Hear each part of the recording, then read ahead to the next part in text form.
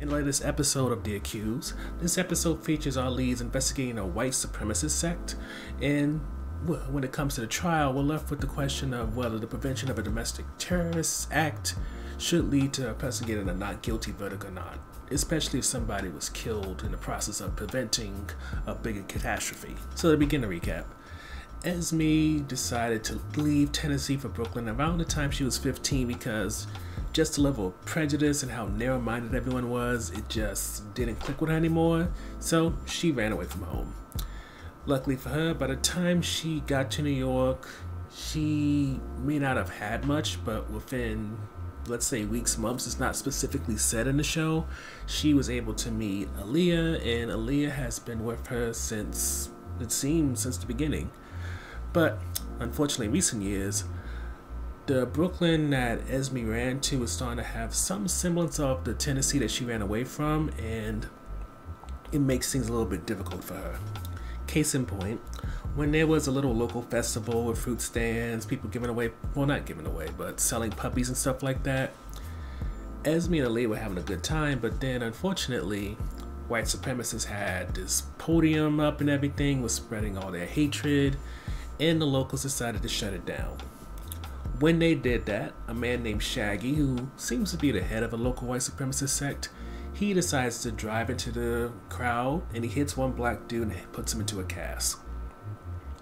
Now, while many like Esme are, mad and, talk on social media and all, Aaliyah tries to find the culprit instead. And with that, she goes undercover, using Esme's background in order to find out who did what. And unfortunately for her, one of the guys that she was chatting with named Ansel, he finds where they live. And unfortunately, Esme has to be pushed into a situation of talking to the man, flirting with him, and trying to get information, even though she is very much uncomfortable with this whole situation. But it's not like Aaliyah can pull a Clayton Bigsby and, be this big time anti-black person. So what can she do? And not for nothing, Esme, she recognizes that she has been running for most of her life, so actually getting to do something and be helpful, a part of her wants to.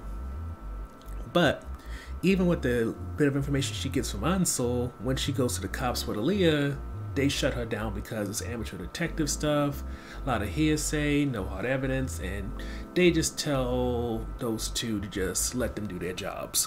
But unfortunately, they're not doing their jobs, so when Ansel follows up and sends Shaggy to come pick up Esme and take her to the compound, she decides to go even though Shaggy makes her very uncomfortable.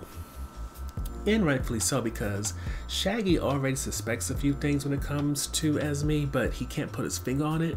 But when Esme starts to do investigation, he finds her, he starts to seem like he's about to hurt her, kill her, kidnap her.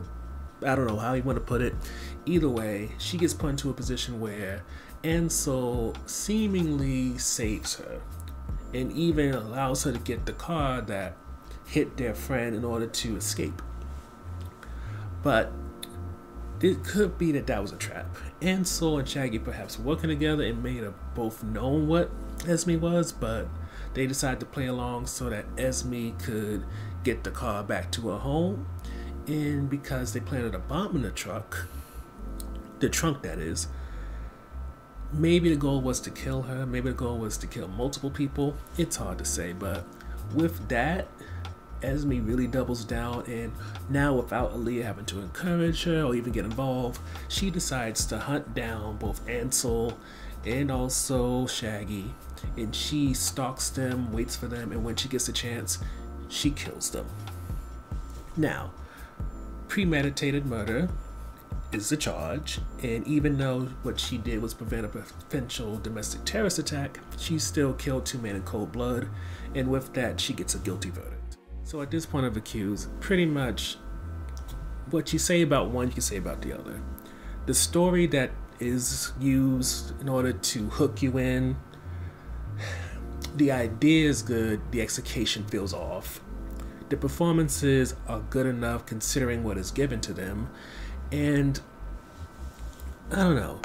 I think the main issue is that some of these stories feel like maybe they should have been 2 to 3 episodes, some 2, maybe 4, and because it's all made into one with commercials, 45-minute, maybe 41-minute thing, it feels a little bit rushed in a way, and it leaves you wanting to ask questions. It kind of takes away from the impact of what's going on, because as much as us watching a case with someone who killed white supremacists, who's planning a domestic terrorist attack, is considered a big thing, at the same time, we don't know what they were planning. We meet only 2 people who we can name, and really, in order to get their names, you have to go on IMDb and match the faces to the name.